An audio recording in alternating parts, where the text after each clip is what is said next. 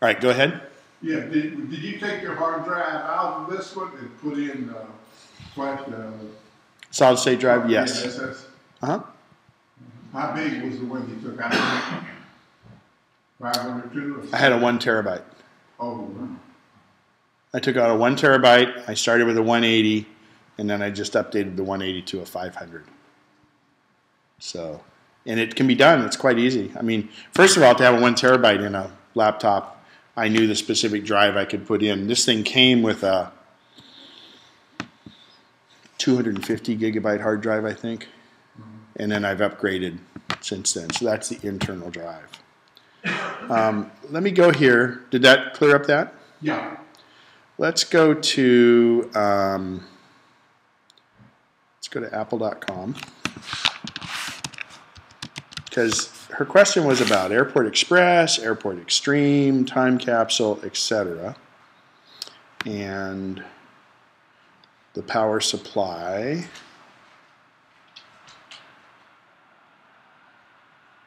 So first off, your laptops. How many here have laptops? Mac laptops? Okay. You have your little power supply. And I hope you're all aware that you can pop off the little cord. You know, you have, most of them have a little thing you plug right into the wall, but it also came, probably still in your box, is a cord that just pops right onto it. And I always carry the one with the cord because if I tab the little one, this will never be long enough.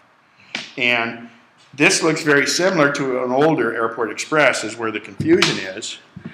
And it uses what's called a MagSafe connector. This is magnetic. It can go in either way. And that's wonderful. But that power supply, by the way, if you have an older Mac, if it fits in the MagSafe connector, it'll work. But some of the power supplies won't charge the battery as well or as quickly. Like a 17-inch needs a little bigger one. And, of course, a MacBook Air uses a little smaller one. So the old Airport Express looked very much like that. Well, what's old? It looks like that. 2008 is old? Yep, because they made a new design. And the new, so you said you have a time capsule. Yeah. So here's a picture of a time capsule. Now, don't confuse time capsule with time machine. Okay? Time machine is the software that allowed us to do this. Time capsule is a Wi-Fi router that has a hard drive built into it. Okay? So what's a Wi-Fi router? Let's erase our stuff over here.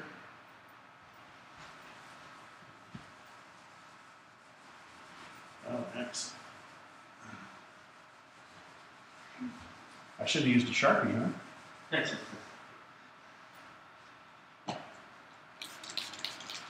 Hopefully that's what I'm supposed to do. I don't know.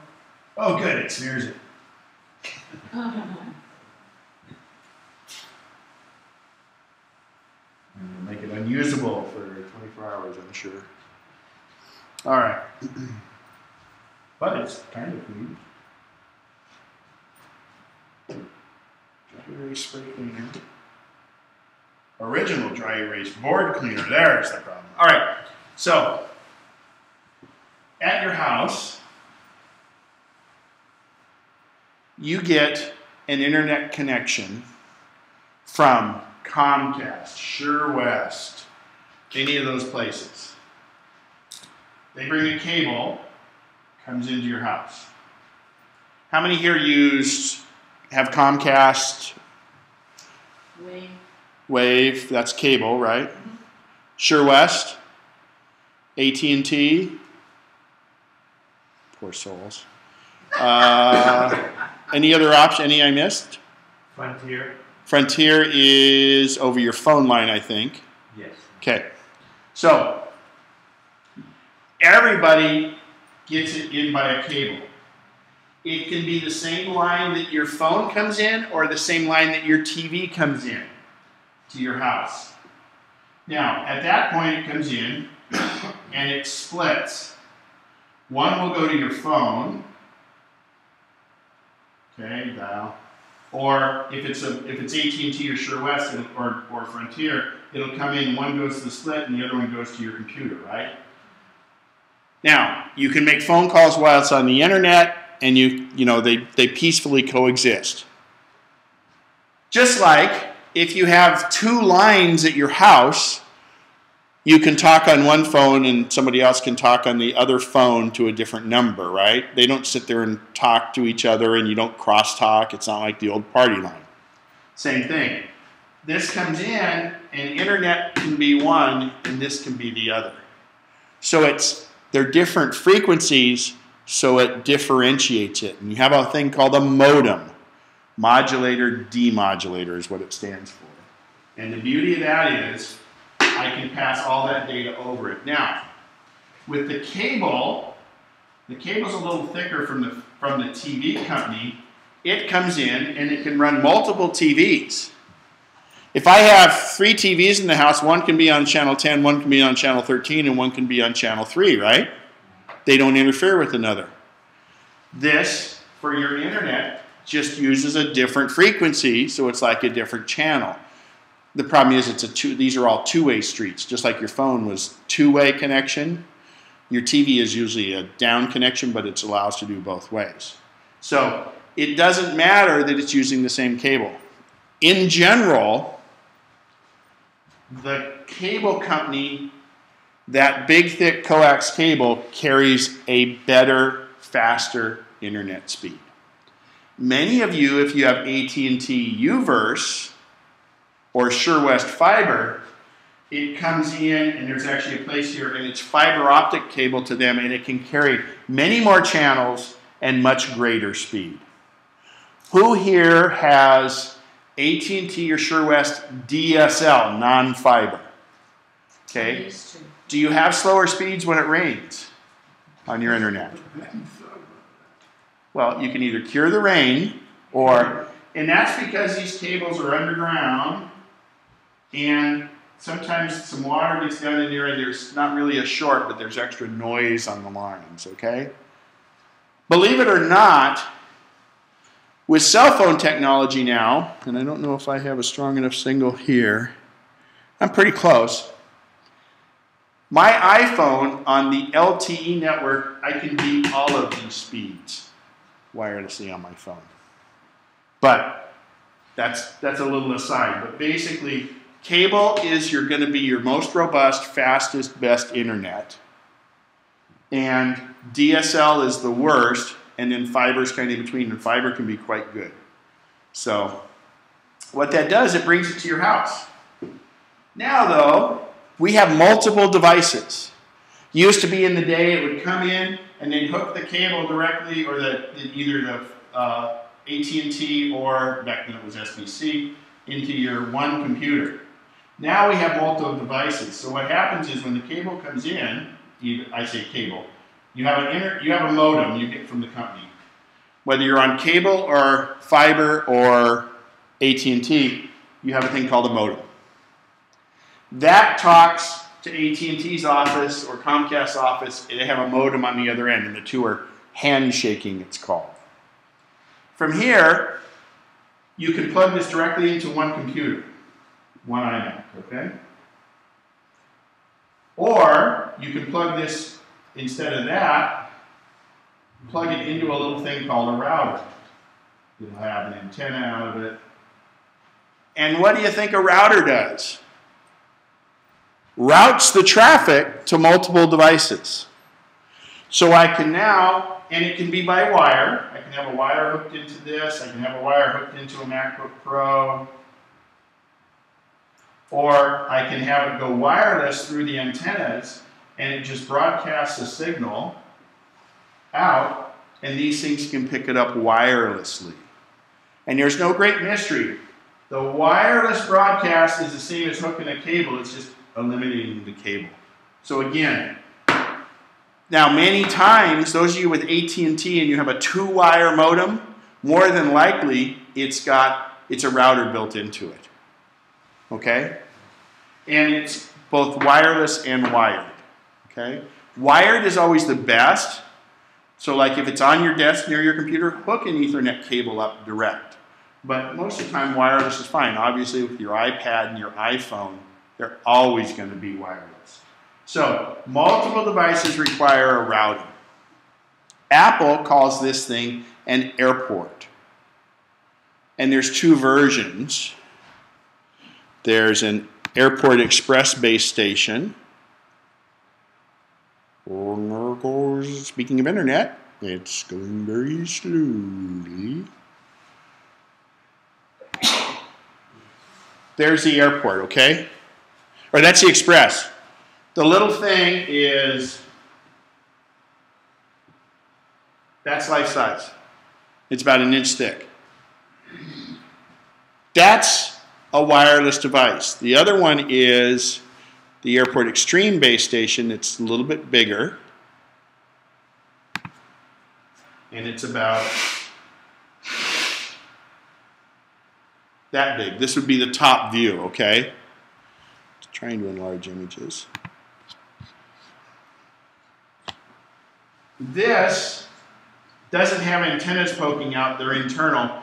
But you can hook wires in the back, and it hooks to the modem, and it creates a Wi-Fi signal, okay, a Wi-Fi umbrella. The Airport Express does that also, but it doesn't do it as much as this one does. The Airport Express can put other devices into it, both hardwired. It also has a USB port, so you can plug a computer into it. I mean, I'm sorry, a USB hard drive. So the only time you come take pictures is my smallest class I've ever had. Oh, sorry. That's okay. Say hi to Zule, everybody. Hi. She's the one that gets all the great raffle prizes. So, the Airport Express allows you to set it right by a stereo, let's say, and you plug a headphone into it, and your iTunes library can be put out through your stereo. Does anybody have a setup like that? It's great. Anyway, the Airport Extreme is the big one. Also has the ability to have a hard drive inside it, and that's a time capsule. And remember we talked about TimeMachine? Well, when you have a time, it's a little bit larger than this, a time capsule. And these are way too big, actually. But it has a little hard drive inside. And so it's an Airport Extreme, and it has a hard drive in it. It's great for wireless backup. So Wi-Fi is nothing more than a wireless gateway to the internet to here to go from there. Okay?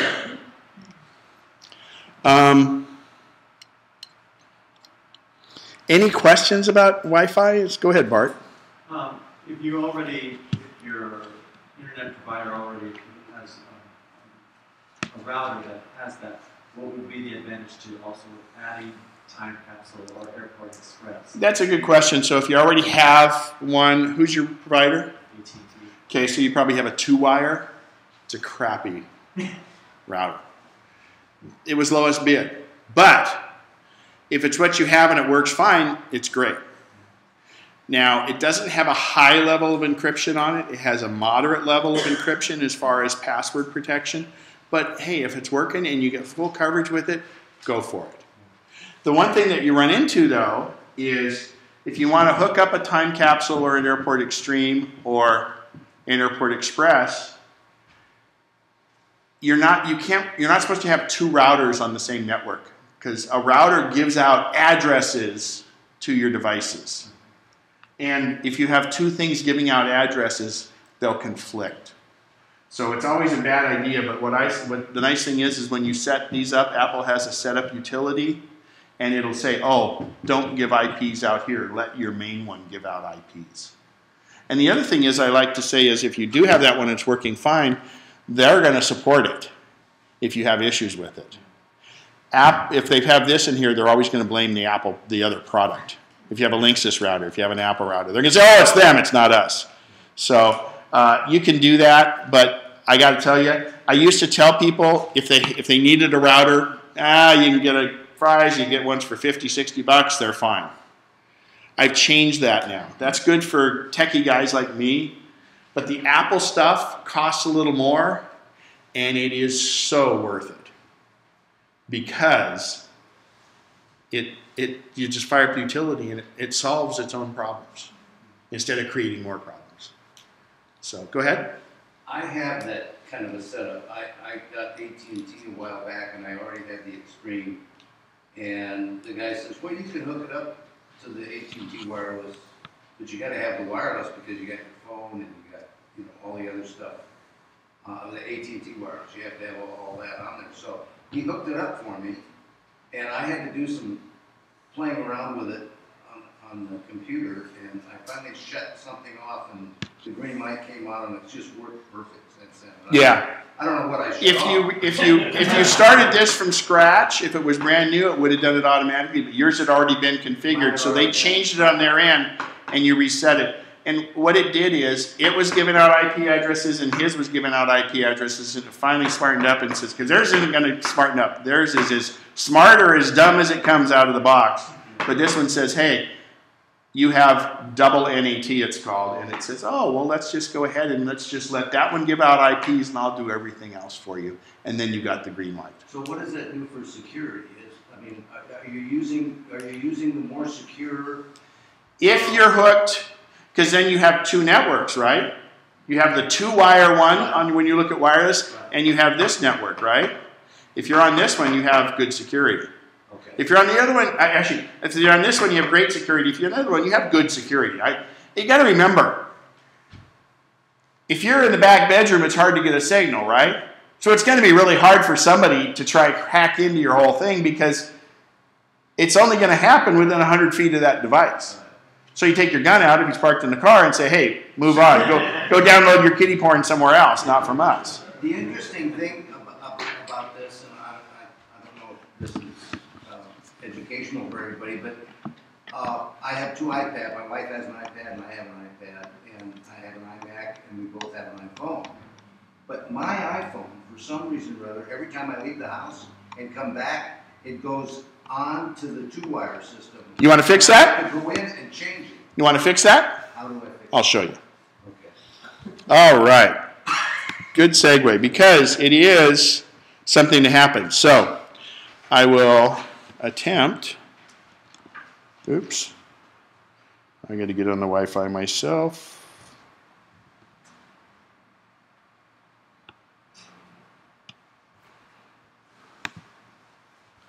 Okay. So what happens is,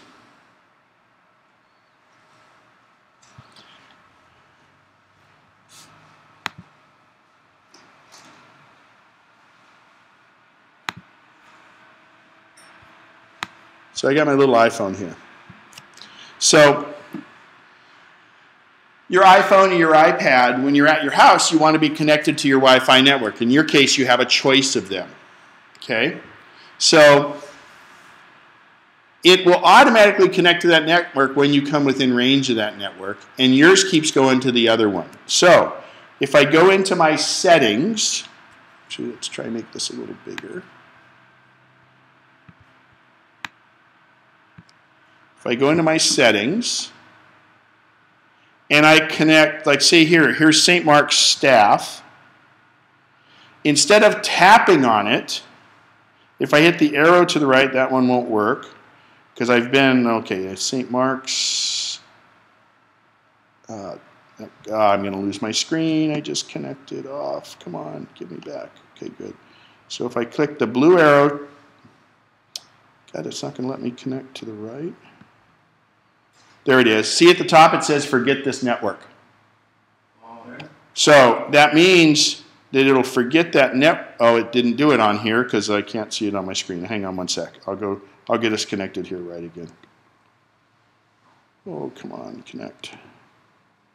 It's really hard to have the phone show up through this thing. And of course our network isn't cooperating.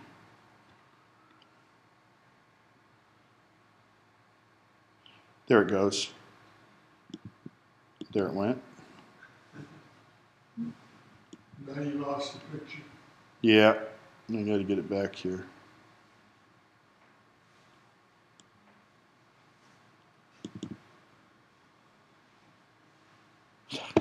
Jeez.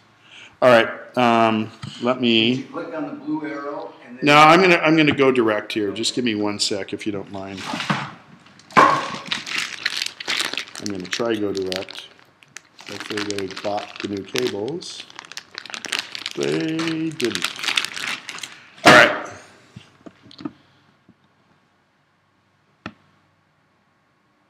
Because I'm going to show you some other things for the phone, so this is pertinent. Let's see, reflection, quit. MacNexus network, reflection.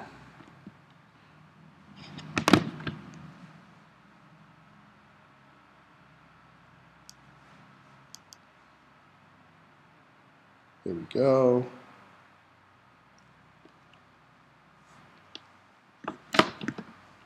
Come on, there it goes, all right. So if I go to the settings, and I hit the blue dot, the blue arrow, I'll make this a little bigger for you again. Don't hit in the middle part, hit where the blue arrow is. And if at the top it says forget this network, it will take that network's password out of its memory and that network. And that's what you want to do. And then what will happen is you find your regular one and make sure you tap on that and enter your password, and then it will connect to that automatically.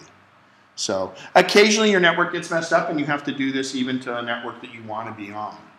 Now, how does that work on the iPhone or the iPad is, if I go to, say, a McDonald's or a Starbucks and I connect one time and I go in there, the next time I'm near that one, it automatically shows up. So you want to do that so you're not constantly using your data, because a lot of times we don't have unlimited data anymore. You're paying for your data on your iPhone and your iPad. So, but that should cure that. Thank you. We had, did I have somebody else we were going to ask a question after the break? Don't know what it was. Upgrading the system, I think it was. Yeah. So if you go to About This Mac, and it'll show you here what your processor is, what your OS is, and more importantly, how much RAM you have. You can see I've got this thing maxed out. I love a lot of RAM. And the cool thing is, across the top here, it'll show your storage. Remember, the storage is the hard drive, so it shows how much room I have on my hard drive. Memory is how many gigabytes of RAM I have. That's the size of the table. And look at this. It even shows you how to do it. So if I click on that, it shows you how easy on the device, on how easy it is to put more RAM in your machine. And I'm going to show you how easy it is to buy RAM for your machine. So here's the list of them. So I have a 15-inch MacBook Pro. Well, what was yours? You had an iMac? It's a MacBook. MacBook's the easiest thing in the world. Watch how easy it is to update, let's see, a 2010 MacBook. I want a MacBook, not a MacBook Pro. Oh, that'll be on a different page. A MacBook, let's see if I can see. A MacBook, you remove the battery, take out 3 Phillips head screws, and you pull a tab and your memory pops right out and pops it back in. But I'm going to show you how to find out how to get your memory. So if we go back up to About This Mac, and I hit More Info, and I hit Overview. You'll notice it says, we click here for System Report, okay? The second line says mine's an 8,2, right? You might have a 2,1, a 4,1, a 5,1. But I'm going to remember that, and then I'm going to go to this place called macsales.com. It's Otherworld Computing. They're wonderful Mac people. Their memory is 100% guaranteed. I make no commission off it. They'll ship it to you for free. You get it in a couple days. They're from Illinois, but they ship some of their stuff out of Las Vegas. You don't pay tax on it. And if I click on memory, everybody wants more memory. and you find your device, like here, a MacBook Pro. Yours was a MacBook, let's say. And if we knew was yours a white one? So if I go on down here to the MacBook 13s, okay? We look at, you'll notice here, there's the system one we talked about. So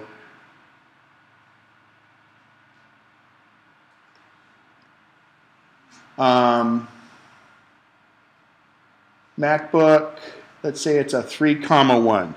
So if I click here, it takes me right to their site, and I say, okay, that's it. I have, my speeds, this one, let's say, the older one. And it goes down here, and it shows me, remember the little RAM thing that said Crucial on it? This looks just like it.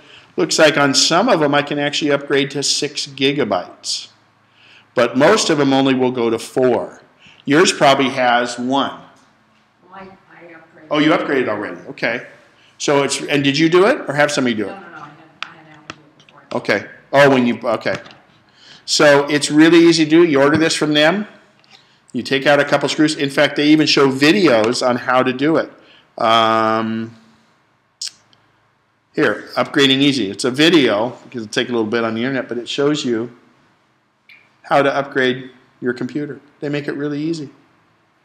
It's really, really, really simple, and it's the best, least expensive upgrade you can make to any Mac. Any computer, actually. So, macsales.com. If you send me your serial number, and if you can see this page right here, you can take a screenshot, but more importantly, I can just highlight that, hit copy, and paste that in an email to me, and I can send you back the page where your memory would be for your computer. Okay? It's the best thing you can do for it. So that's upgrading. The next question is whether yours can go to Lion or Mountain Lion. If you send me the serial number, so I'm going to copy this serial number, right? See, there's a serial number off my machine. So I'm going to hit copy. And then I'm going to go to a place that seems a little weird, and I'm going to Google search for cereal chipmunk. Okay? And I see this site here, Klatzen Service serial number. If I go to that, this is a Dutch site, and if I paste in my serial number, it will show me the serial number is coded by where it was made, when it was made, etc. And that shows you all the information about this MacBook Pro I have here. It was built in 2011. It was built the 9th week of the year in March. And it was the, where is it?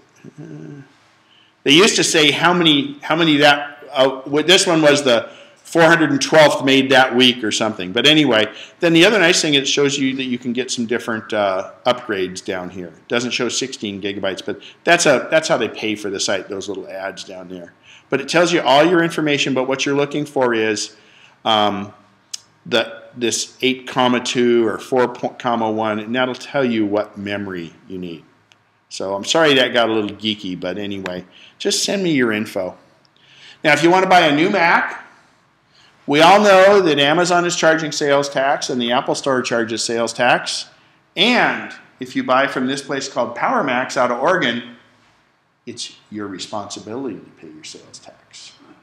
Not my responsibility, not their responsibility, but it's your responsibility. So I'm not going to say it's no tax. It's your responsibility to pay sales tax. They're an Apple authorized dealer. You won't really find much in the way of deals, but you will find Macs there, and you can get them. They'll ship them for free. Let's see. I had some other sites. Let's see what.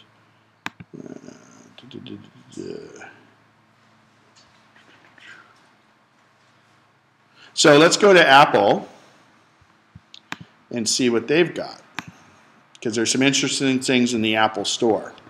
Now, who here has bought from the Apple refurb store before? And how was your experience? It was fine. I got a Christmas present from my daughter. She needed a MacBook Pro for her work. Perfect. And she says it's fine. So if I go to the Apple Store online,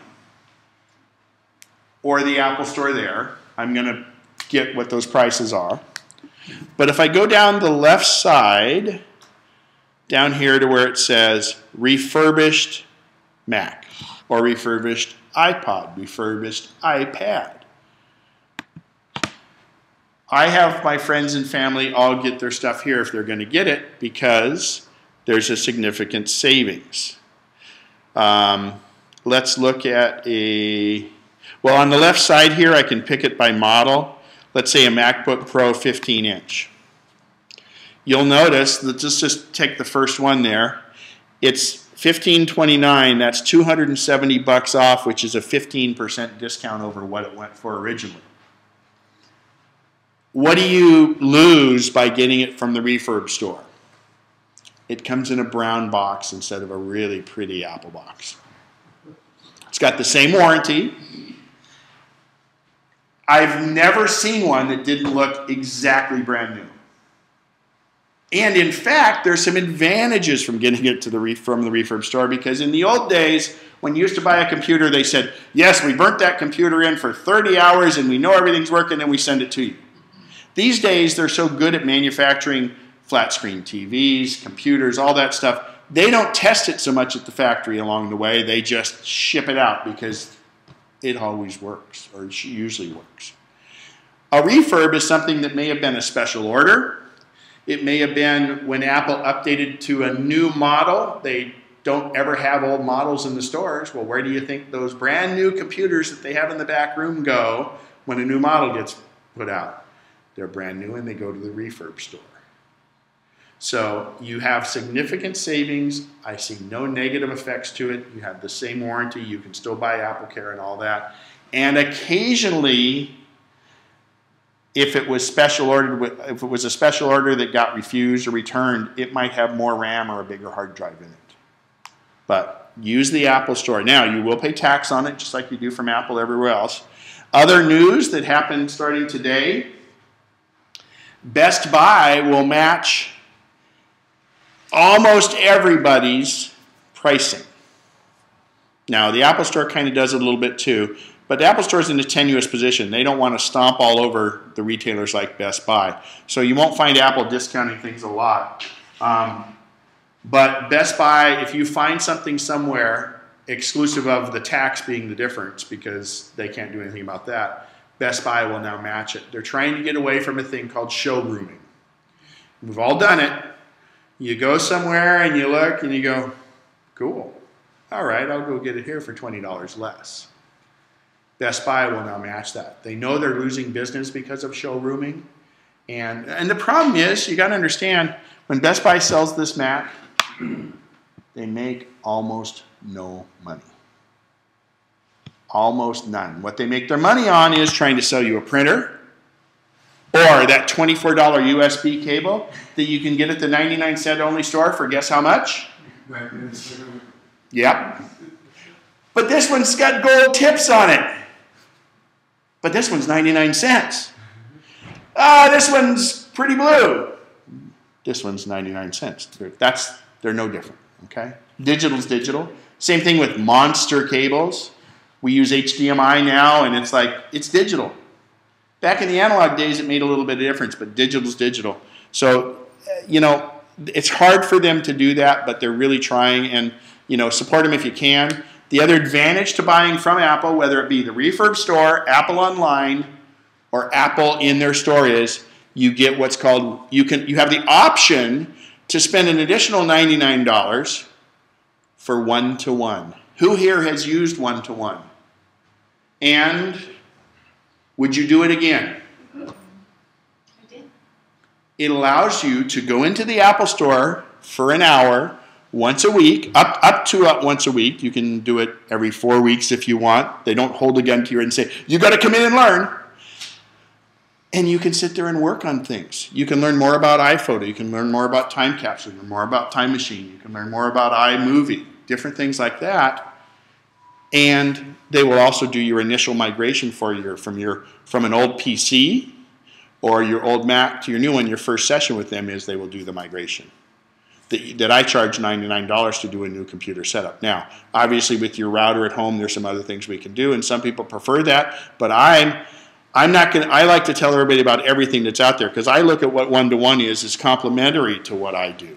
It really is beneficial, and it's a great value. They have a second part of that called projects. And that's where instead of being one-to-one, hence the name one-to-one, with an Apple Store genius, you actually sit at a table with 4 people and 1 genius, and you guys don't have to be working on the same thing, but the whole idea is you can go for up to 2 hours, and you can be working on something where he'll set you down and, okay, start working on this slideshow, and then he goes to the next person around and around like that. The only problem with that is the Apple stores are such a victim of their own success that they're very busy and very crowded. So try making an appointment before the mall opens, because it's the only time. Now, I'd like to say that that used to be if you bought an Apple at Best Buy, you could buy one-to-one. You can't. Apple, it was so successful, Apple decided they had to limit it in some way. So what they did, and it wasn't just arbitrary, it's we got to limit it somehow, but we want to offer it. You have to buy it from Apple Online, Apple Refurb Store, or Apple in person. Your product to be able to get one-to-one, and you have to buy it when you buy your product. Okay? You can't buy it after the fact. So, and it doesn't apply to iPads or iPhones. It's just Macs. So it's a great, great benefit. Any questions on one-to-one? Oh, you can renew it at least once also. Go ahead. I just want to say, I'm a victim of that. I bought my iMac at Best Buy, and I'm very frustrated because I would have, if I had known, I would not have bought it there. I would have bought it over at Apple. And it's not really Best Buy's fault, but it is, again, Apple would love to offer it to you, but they had to limit it somehow. And Apple's not flexible in that regard, because then people get mad, well, she got it and I didn't, kind of thing, if they make exceptions. So I had a client who, I told them about it, and they were out of their 14-day return window, so they couldn't even add it to their sale. We tried to do that, but on the other hand, you go into the Genius, and they're very flexible on most things. They're great. I mean, Apple's service is hands down. And what you got to do is picture for a second and go, if I had a Dell, I'd be talking to someone in India. And they're probably charging me to be able to talk to someone in India. And we all have complaints and problems with Apple at times, but when you look at it, you're going like, man, if I call in, I'm talking to somebody in Austin, Texas, or in Oregon, or somewhere else. And it has its problems, but it's just so much better than everything. And that's that Apple tax they talk about. I mean, it just makes it's better. Also, with the one-on-one, you don't have to necessarily even talk about computers. I talk a lot about just photography, period. They compared me with someone, that says, and help me understand my digital camera. And then, of course, we talk about how we can work on apertures or something like that. Most of the time, I just talk about photography. Yeah, I mean, it's all part of, and that's a great point. They're there to help you. You're paying for that privilege, and realistically, that's building up that loyalty that you're going to buy an Apple product again. And if you run out of one-to-one, you may have to buy another Apple product just so you have one-to-one again. So it's really, and again, the other thing is, you notice when you go into the Apple store, you don't feel pressured to buy. It's like when I used to be an outside sales rep, I used to call myself an educator. I tried to educate people to my product and other people's products out there, and then I provide an opportunity to buy. And I think that's where the Apple Store comes from, and that's why they're so successful. They are the most successful retailer in the world per square foot. Number 2 is Tiffany's, and Apple gets double per square foot retail sales than Tiffany does. They average $6,000 per square foot. But do you ever feel pressure? And by the way, I can walk in with my iPhone and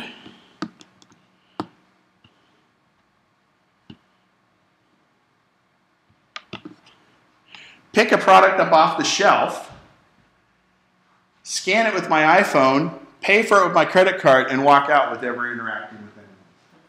You can't do it with a MacBook Pro, but you can do it with an Airport Express, you can do it with other things. And But believe me, you better check out, because there was a guy who said, well, I at least had it in my cart and didn't check out and tried to get out. They busted him for that. But you can go right here. So I can stay at my house and I can order something. I had this in my cart, actually. I had to pick up this to do a transition. If I checked out, it would bill my card, and when I show up, the GPS senses that I'm there, and it says, oh, yeah, here, we'll pull it out from the back. Here's your information. I mean, it's just, they've changed retail dramatically. And that's not said enough when you realize it just seems to just work. So, And they always have ideas for you. yeah. They're there to help you. They're not there to sell you things, because, you know what, that's Apple's philosophy is, if you build good, compelling software, people will buy your hardware. And Apple is not in the software business. They're in the hardware business, which is great but they say, there were a lot of MP3 players out before the iPod came out. I'm pretty good visionary, and I saw the iPhone come in and all this other stuff. But when the iPod came out, I said, who's going to spend that kind of money on an MP3 device? Well, it was not just an MP3 device. They made it go with iTunes, and they made everything very easy and very seamless. And when you think back to my birthday on January 9th, 2007, Steve Jobs stood up there and introduced, we knew he was going to introduce some sort of phone, but he introduced a new iPod, a new internet connection device, and a new phone. A new iPod, a new internet connection device, a new iPhone. Yeah, it's all rolled into one, and that was the birth of the iPhone. And when you think back about it, before the iPhone, we had Trios and Palms and Blackberries. After the iPhone was introduced, now we have all these smartphones. And if you think back to how hard it was to communicate and everything back then, I mean, that was revolutionary. And it still is. Now, admittedly, Android's starting to catch up and stuff, but if you think about it, it's the same thing. It didn't exist before the iPhone. So, anyway, that's my iPhone thing. I wanted to talk a little about notes and reminders. So, I'm going to... Before you leave this topic... Oh, yeah, go ahead. Is this the place you were going to talk about the cellular connection, or is that further down the road somewhere? The cellular connection for the iPads? Yes. Yeah, I'll talk about that after this, because we'll try to do that as a wrap-up. Because the other thing is, what's the first thing I said? We're going to show you how to make money printing, right? I didn't say print money. There's a little difference between making money printing and printing money. So I'm going to go, because I want to follow up, because we talked about notes and reminders first. Then I'll talk about free printing, and then please remind me, and we'll go ahead over that cellular thing, because it gets a little in the weeds sometimes. So on my iPhone and on my Mac, I have notes. And for instance, on my iPhone, I have my Walmart shopping list. So if I go to my computer and fire up notes, and I say shampoo, this is my computer notes, right? So I'm going to hit that, and I'm going to hide that. And when I go to my Walmart note on my iPhone, shampoo shows up.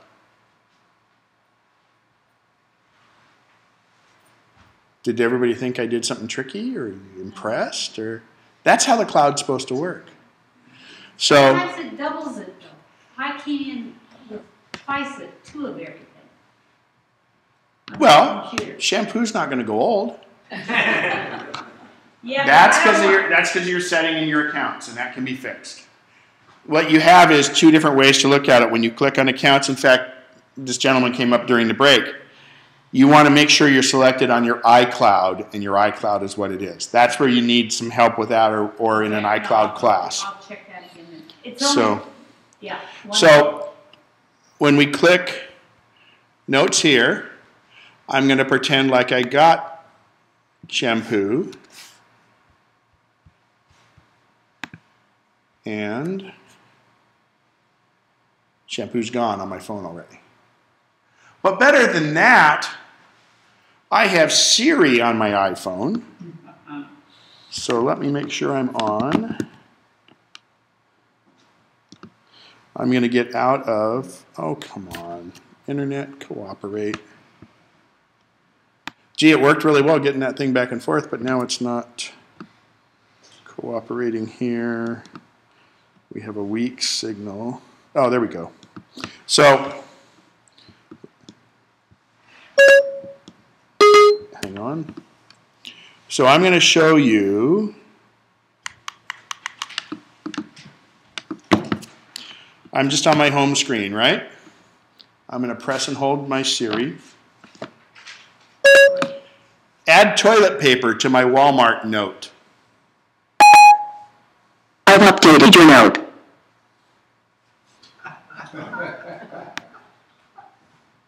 And look at on my computer already. Okay? My hands never left my wrists. So, Siri is great for notes. I can say create a new note, but and by the way I named my note Walmart that was just the first thing of the line.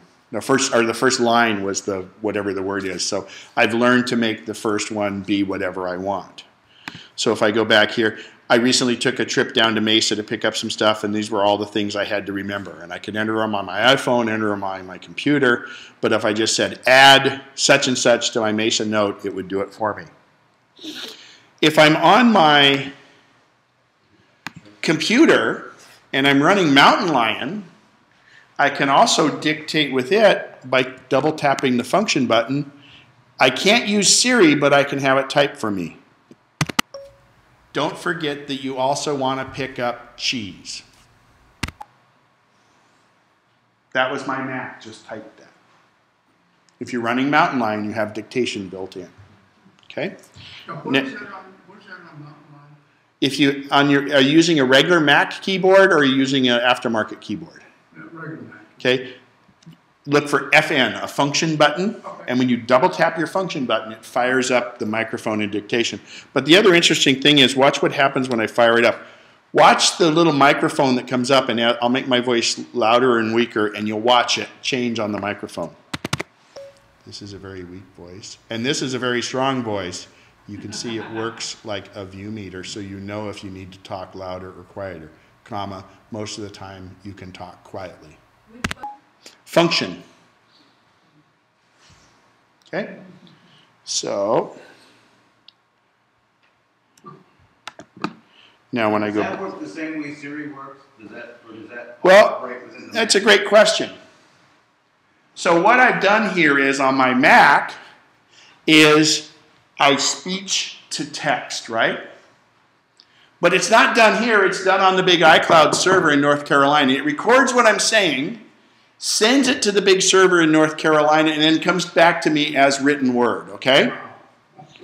All in that short amount of time. So that's speech to text. So I'll try something here. I'm going to erase what I just did here. And I'm going to dictate again, and watch this. I'm going to say,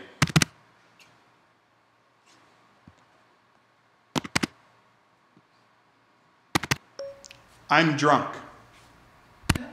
Okay? It typed what? I'm drunk. But let's see how Siri... Now, so that took my speech and put it into text, right?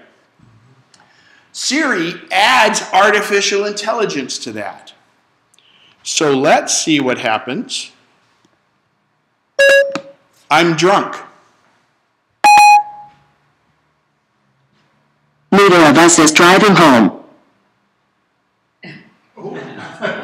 So she interpreted I'm drunk to say, well, you better not drive. And if you'll notice, it says, call me a taxi. That's amazing. So now a better part is, and I'm going to look Okay, into... there are 12 cab companies fairly close to you. The nearest is Yellow Cab. It's less than 2 miles north. Okay. Would you like to call it, get directions, or skip? Now, that's geographic, because it has a GPS in it, so it found the nearest cab services. In the near future, when cabs all have GPSs, it'll find the nearest cab itself. But let's go back. Find you. Yeah, well, yeah, I'm drunk, okay, and then the cops are listening on the Siri. But let's go back to Notes a bit. So you saw how Notes works. But let's talk about reminders, and then I'll go into Siri after that because that's how it really plays out. So with reminders, a reminder can be just a note you make, a list of things. Now, notes is just notes. That's just typewritten, okay? But the beauty of reminders is we can add other things to that note. So I'm going to add a test message. Oh, like this morning I had to bring a TV, or P to TV. I had it remind me this morning to make sure I brought the TV for Pete because he's doing his Apple TV demo and I have a small TV that has that. But I'm just going to do test. So I've just made a note, a reminder that says test. That's just on my list, right? I could name the list whatever I want. I could have a work, a home, etc. Mine's just called work. But let's say I want to change that reminder, and I click on it, and I say remind me on a day, and I want it to be today at 3 p.m., let's say. Okay? Then I hit done. So now that reminder will pop up on my phone and my computer and give me a little pop-up and says, remember test at such and such a time. So that's pretty simple. Your calendar can do that. We're all used to that. But let's change it to a location. And I'm going to go here and I'm going to click on this and I'm going to say, forget the time. How about add a location? So now I can say when I'm arriving at a location or leaving a location. What would be a useful thing for when I leave here? If I want to remember to phone someone, let's say I got a phone call in here during this class, and I want to remember, say, when I leave here, remember to call so-and-so. So as soon as I get more than 300 feet away from here, a little thing pops up and says, remember to call so-and-so. And in fact, if that person's in my address book, it'll pop up and give me the phone number, and I'll just tap it and call them. So reminders can be a list. They can be a list with a location, or they can be a list with a time. I can also say when I'm arriving. See, now you'll notice it says the current location here. It doesn't have to be in my address book because it knows where I am right now. And I could say when I leave here, do this. But I could also say when I arrive somewhere, like home,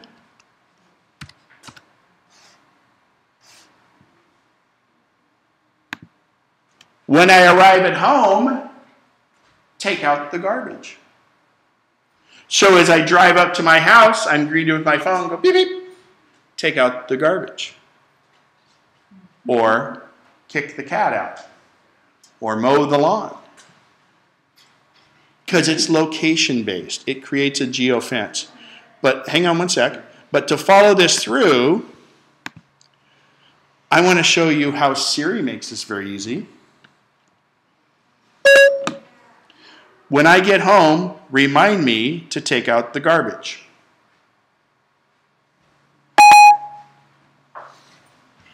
Here's your reminder for when you get home. It says, take out the garbage. Shall I create it? Yes, confirm.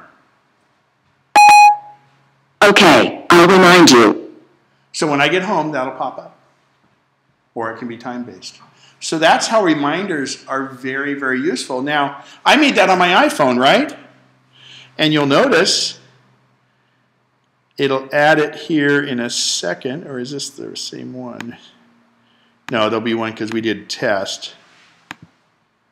So in a minute here, it will show up on my reminders for the computer. But obviously, it's not as useful on my computer. So that's notes and reminders, and that's using dictation or Siri as the interface. All right? Who here has an iPhone or an iPad that is able to use Siri? Okay. If you have an iPhone 4 or a 3GS, it's the best upgrade you can do is to be able to use Siri. It's wonderful. Well, the texting, I think it's such an asset to text with Siri. Send Pete Lozzi a text message. Which phone number for Pete Lozzi? Mobile or iPhone? iPhone. If I'd have said Pete Losey iPhone, it would have What do you want to say to Pete Losey? just testing Siri. I updated your message. It says, just testing Siri. Ready to send it? Cancel. Okay, I won't send it. Now, you notice how she read it back to me. If I have a headset hooked up or a Bluetooth or in my car with a Bluetooth, she will read it back to me because the whole idea is I can keep my phone here. If I didn't have it hooked up to the speaker through the headset, it would not read it back to you because it assumes you're looking at your phone. Okay? It would show up on the screen, but it won't verbally read it back to you. I can send an email that same way. If you have an iPad mini, you have Siri. If you have an iPad 3 or 4, you have Siri. Go ahead. Yeah. This is with the cellular data. It's nice because if you're on the road, you're probably not getting Wi-Fi. Good. So let's transition into that. So your iPhone is constantly connected, and you probably signed up for a 2-year contract when you got it. Now, everybody hates their 2-year contract and the fact that they might have paid $100 or $200 for their phone. But if you were to buy that iPhone and not have a contract, it would cost you $650. So now that 2-year contract doesn't look so bad. And there's some other options.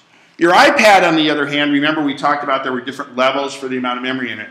But you can get an iPad, whether it's an iPad mini or an iPad 4, with Wi-Fi only, or you pay an extra $130 and it also has a cellular antenna in it, which means you can't make phone calls on it.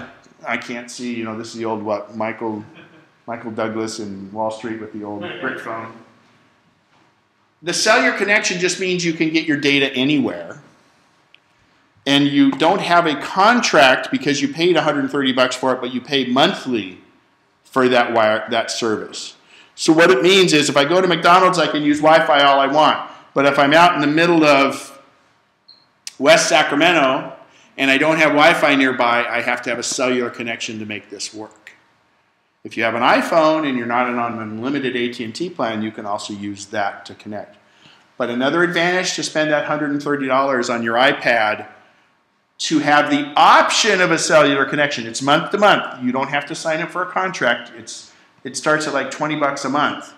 And you can get that data. But you also then, even if you're not on a cellular connection, it has a built-in GPS. And this can be used as a great GPS. It's part of the cellular chip. So you spend $130 more, but like I tell people, $100 increments on the amount of room in the iPad, $130 for that. When you sell it, if you ever sell it, you're going to get half of that back. So don't look at it like it's $130. Look at it like I'm spending $70 on it. And they convert them? No. Stuff, okay. It is what it is. Again, if you have Wi-Fi only, though, you can set your phone up as a Wi-Fi hotspot and connect to it. That's a whole nother thing. Oh. So did that answer the cellular question for you, Curtis? The one complaint I heard from a person who did this, so he said, well, fine, that's great, and I did it for all those reasons. And then I'm driving along, he went on a trip someplace, whatever, and he's saying he has this little data plan, whatever it is. He's going, you know, I put my Google Maps on there, and all of a sudden, it's costing me a fortune because whatever he's doing, I'm not quite, I understood this whole thing. He's okay. Like, you know, I turned this damn thing off. That's a good point. So here's the deal. When you go on the internet, you're using data, right? That doesn't exist on your device. You're having to go and get it. If you're on a cellular plan, you're using pieces of data over the cellular. If you're using Google Maps or Apple Maps, it has to constantly get that map. It doesn't have the entire world stored in here. Okay? So they're constantly getting. Apple Maps, on the other hand, and the newest Google Maps uses smaller bits of data for that reason. On the other hand, I don't have a data plan on here, but I could be on Wi-Fi, put in my destination and all that, and leave cellular on but not connected to a plan, and this will give me the turn-by-turn directions when I get there. But if I want to redirect to a Starbucks or go to another place from there, if I don't have a connection, it won't do it. You can download your route ahead of time. But for a person like that, there are standalone GPS apps, and then this works just like a Garmin GPS. I get an app called Navigon. This iPad's the perfect example. Let me see if I can get us on here, because I have Navigon on it, and it downloads the maps. And I have California, Arizona, and that in here.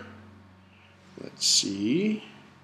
I'll try to get it on the screen here for you. This is a great question. So the map exists here, and the GPS is coming from the satellite, so that's not cellular data. So I have no cellular plan on this one, and if it'll let me connect, but it's probably not. Anyway, I can do turn-by-turn directions with my Navigon app. The app costs around $50, but you'll never, I never have to use data. Okay, does that make sense? Yeah. The maps are, so this is just like the one you go buy in the store, except it's a lot better. But for the most part, those maps don't take a lot of data, and if you turn that app off, it wouldn't be using it. And you do have the option of turning your data on and off for that reason. Like, I was just in Mexico yesterday morning, and it was, I was driving, and I make sure when I get near the border, I turn all that stuff off, so I'm not getting charged international. So I was down in Algodones, get glasses and teeth worked on real cheap down there. It's by Yuma, it's really cool. I was on the way back from Arizona. That was one thing I was going to ask you, Ken, about international, because we may be going to Germany in the fall. And a friend told me, oh, we got a Garmin, and then we purchased it so that when we went to Europe, we could use it. So do you think Navigon would be better? Because I'm going to bring my Mini. Well, you can get any of them, TomTom, etc. The reason I liked Navigon is originally, if I bought Navigon here, it works on my iPhone. They use, a lot of the others, TomTom had a separate one for the phone and a separate one for the iPad. And then you buy the countries is how it is. So Navigon or one of those, and you're really paying for the map, so to speak. Now the other thing that's interesting though is when you go over, how long are you going to be there? About a month. Okay, you can actually, if you have a cellular version of the iPad, you go over there, and when you get off the, let's pretend like it's somebody coming from Germany to here, and they're going to be here for a month. Mm-hmm. They have a plan in Germany for their cell phone, for their data on this. They get off the plane, they come over here, and they go, well, I want this to work over here.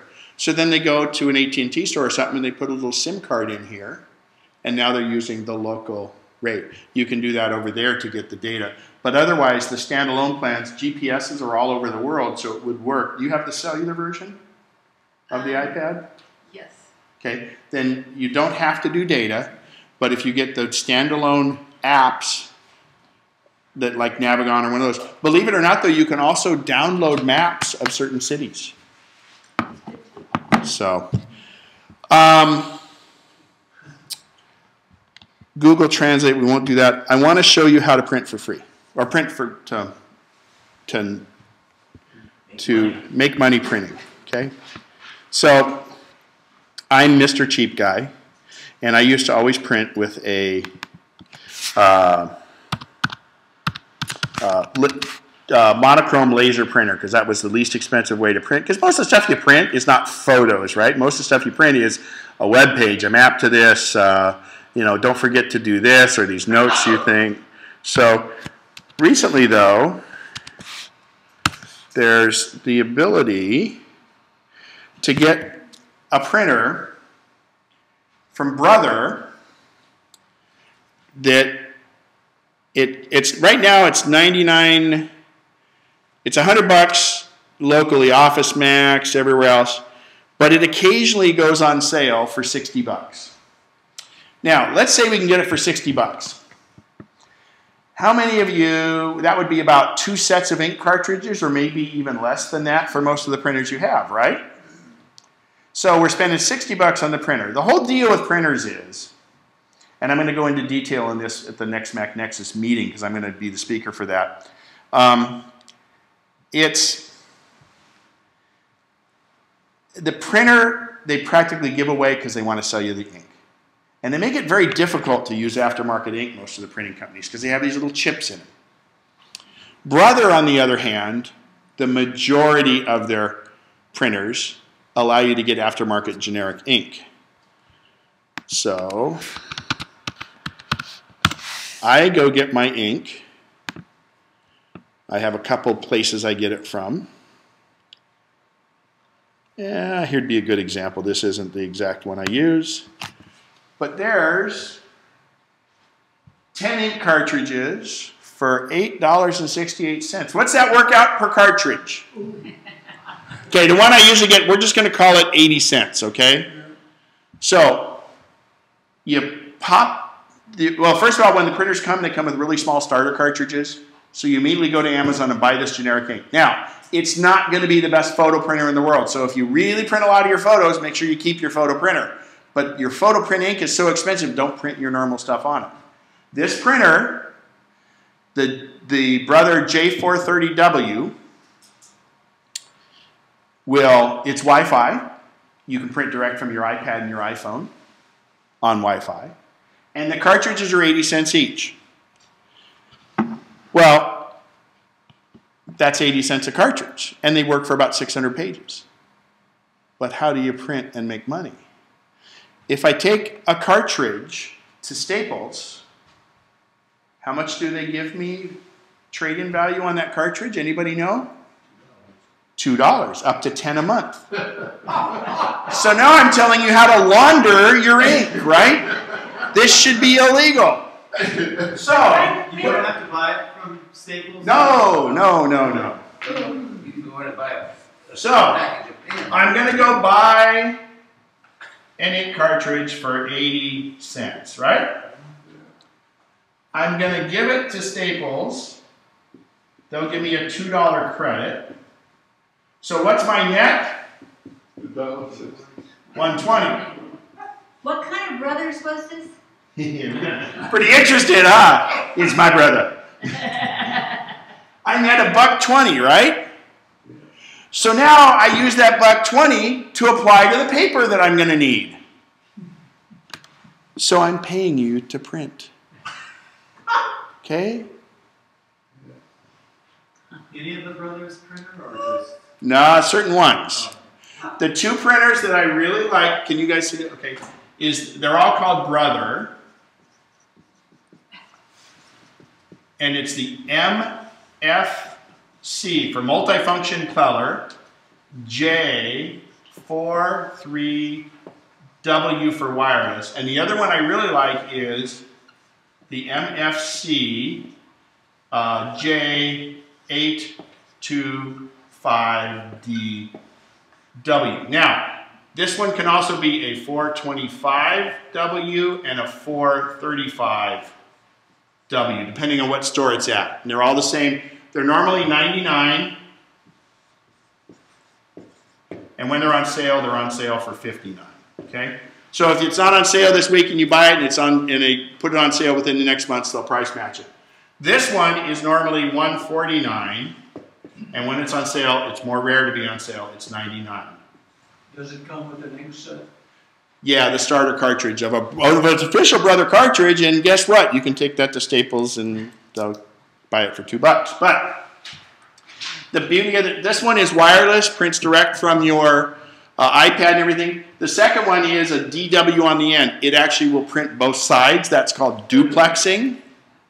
And the other cool thing about that is it will print on the printable CDs and DVDs. It's got a little tray that slides in, and you buy the CDs that have a white printable part on them. You put this tray in, and it'll print whatever you want right on the label of the CD. And this isn't just a printer. It's a multi-function color. They're both fax machines. They're both a scanner. And they're a standalone copier. And they have a little page speed on top, up to 20 pages you can put it in, and it'll copy pages like that. Yes. So it's not the best printer in the world, but you're just trying to get stuff out. It does do photos, and it does a pretty good job, but I'm not claiming it's a great photo printer. Is the second one wireless too? They're both wireless, They're both the wireless. W. In fact, it has an Ethernet hookup on it, cable. You can hardwire it too. They both can be connected by USB, but they're real easy to set up wirelessly. And they work in as long as you're running 10.4 or newer, all the way up to Mountain Lion. You can have more than one printer hooked up to. I have 5. What one do I use the most? I don't even use my... This is cheaper than my black and white laser, and I thought my black and white laser was pretty cheap. The more I print, the more I make. Now, Ken, what happens if one of those cartridges is bad? I'm buying generic ink. What happens if one of the cartridges doesn't work? Just means I take it to Staples quicker, doesn't it? And even if I were to throw it away at 80 cents, okay. I recommend buying the printer locally, though, because if you have an issue with the printer, and I've never had any issue with any of my clients that use the ink cartridges, but I did have one where it didn't recognize even the Brother ink thing. It was a defect in the printer. So you can take it back locally. Again, the next time you're going to think about this when you go to buy cartridges for your color printer again. Can you buy the original cartridges at Staples also? Yes, you can, and they're probably $8 each. But actually, it's some of the least expensive ink out there to get the original Brothers. Yeah, in fact, I had the client do that when it said not recognized. She went and got a regular Brother. It was the same problem. It turned out it was a problem with the printer. Oh, I'm sorry if I'm in your way. No. Well, if you guys email me, I'll give you the links. I have 2 favorite buyers at Amazon that I refer you to, and I'll get you links for these. And also, I'll let you know when they come up on sale because this is what I do. I read this stuff all the time, and to me, it's just a great deal. So is all that statements about if you don't use original ink for any printer, blah, blah, blah, your printer's going to get all screwed up, yippee, yappy, yoop, and all kind of crap, that's just a sales pitch to make you buy their junk? It's somewhat correct on most printers. Like an HP, they print out great photos on, you use HP paper, it's great and all that, but you pay a premium for that. But you don't really see that warnings here because they know it. They don't have a chip in the cartridge. You can go refill your ink anywhere, and you don't even need to refill your ink because this is a lot cheaper than that ink. But it's all about how they lock it down because they want you to buy their cartridges. Again, if you buy their, like HP, Epson, the high-end Canons, they all use very good ink. They're combined with their paper. They make great images. But you know what? To go print a photo on a high-end inkjet printer or any of the inkjet printers, it's cheaper to go to Walgreens or CVS or Costco and actually have them printed on theirs than it is when you figure out not this type of ink, but on the regular photo ink. It's cheaper to have it produced there, and it's a better quality photo. So it just works. And I would keep it beside the current printer you have, and then when you run out of ink, first of all, your current printer won't run out of ink as quick, and save it for just doing your high-end jobs. And the other thing is, don't turn off your printers. They will go to sleep, but don't turn them off. When they're asleep, they're going to use as much energy as a nightlight. And the reason you don't want to turn your printers off, I know all of you that turn your printers off, what happens when you turn it on? It's going,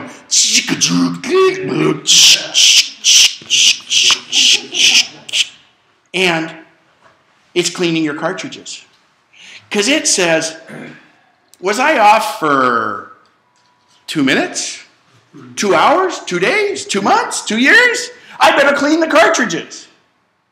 And what happens when you clean the cartridges, unless you're getting cheap ink, it costs a lot. Plus, the other thing that happens is, if you're like me, when I used to have inkjet printers that I didn't print a lot on, the inks would clog up. If you leave it on, it says, I haven't printed anything for 2 weeks. I better cycle and waste a little ink, but make sure the heads stay unclogged. And so you leave it on, and it knows, oh, I better go ahead and cycle and clean my ink. You'll have less trouble, and it uses virtually no energy. And especially now, because we can print from our iPad and our iPhone, I'm in the living room, or I'm in the kitchen. Oh, okay, I'll print that recipe. Boom, by the time you get back to where your printer is, it's printed for you. So, any other questions? Oh, I got to stop. Go ahead, I'll stop the recording. Okay, talk about how to go from snow leopard to mountain lion. What do you need to do? You have to make sure the hardware will support it. And if you're on 10.6.8, which is the highest version of Snow Leopard, then you go to the App Store and you purchase it for $19.99. If you can't do Mountain Lion, you have to jump through some hoops to get Lion.